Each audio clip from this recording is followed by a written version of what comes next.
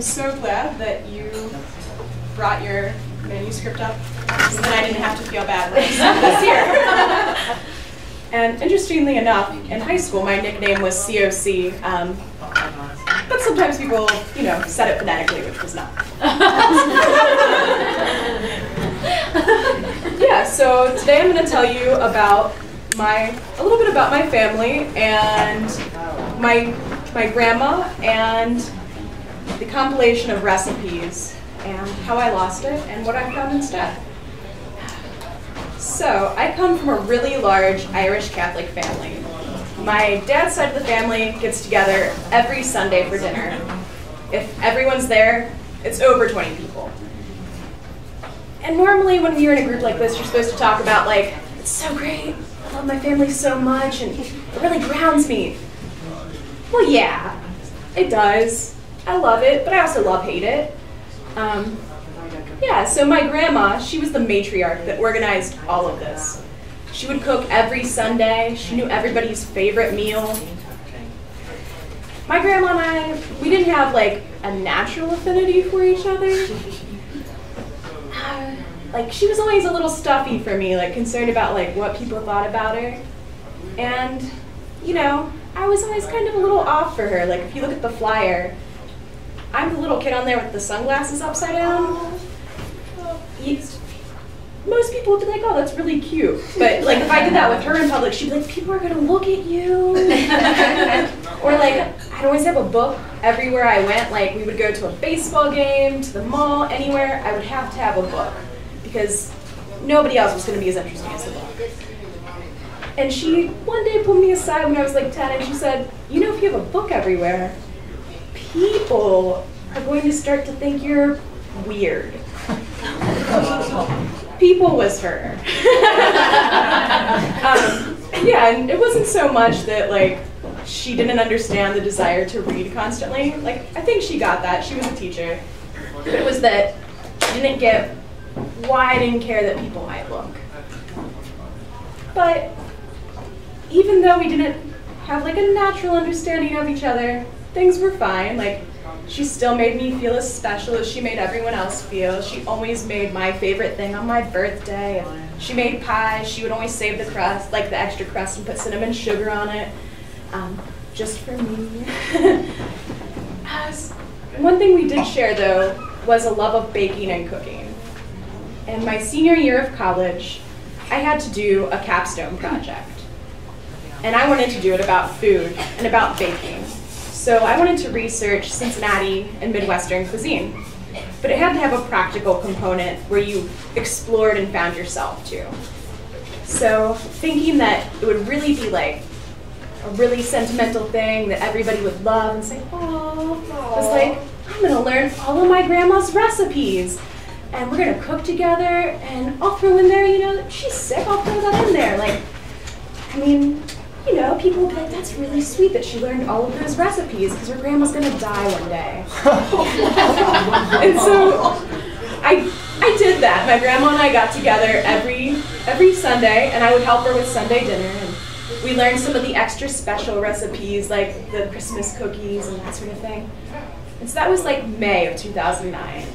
And I graduated from college and I knew my grandma was sick, but I think when you always have your grandparents and somebody that's always in your life, you never notice like how sick they are until it's like they are really sick.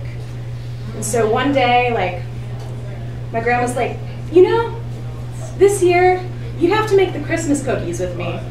You learn those recipes, you really have to do it this year. I was like, yeah, sure. So after Thanksgiving, we made massive amounts of cookies. And my grandma's a bit of a kitchen fearer, so some of them actually got thrown out because she was like, these are not up to par. These cookies are not like the chosen cookies. She literally threw them away. And so this period, I was a little tense with Grandma. I was like, man, Grandma is so mean. Like, why is she just like throwing cookies away? But we got through it. We made probably over 100 Christmas cookies. Some were frozen. It was finally over. And so I go home after the last night that we make cookies, and I see my boyfriend, I'm like, you know what? We deserve a drink. Well, I deserve a drink. So, you know, I have a few drinks, we go to bed, and like waking up, like making geta, all of a sudden I get a call from my sister. Grandma's in the hospital.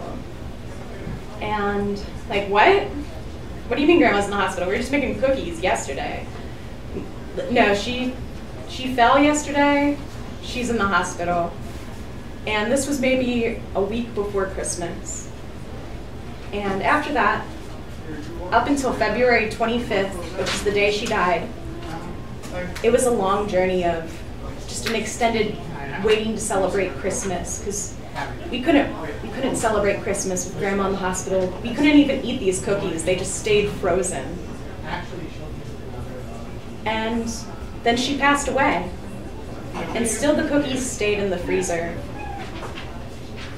People came for Sunday dinner, but there wasn't dessert for a few weeks. And one week we broke out the cookies, and everybody said, "You really did learn how to make the cookies this year. It's like Grandma's here. You can do this year, right?" It's like, yeah. And I can start doing everybody's birthday cakes and stuff too. I have all the recipes. And so I committed to that. And for a while I did it. But I also was still myself, which is pretty disorganized. And after one of my many moves, I realized I did not have that cookbook anymore.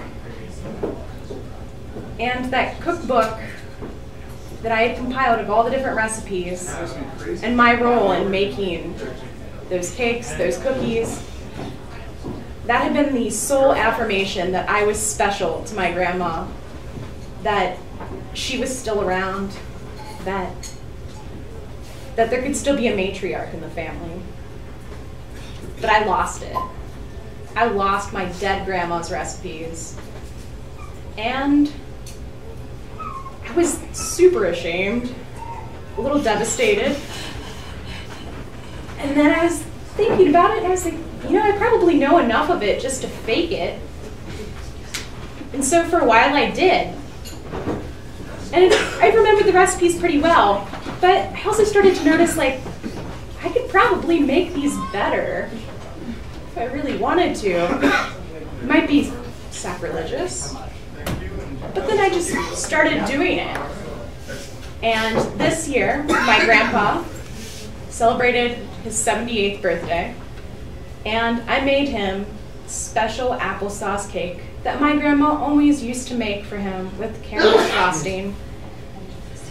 Unbeknownst to him, I veganized the recipe and made sure that there was no palm oil or any ingredients that I disapprove of. And that cake was way better. The best part, though, was after he ate the cupcake, he said, "You know, Colleen, thank you so much for making this. It brings back some memories that are really dear to me. It really brings it back for me."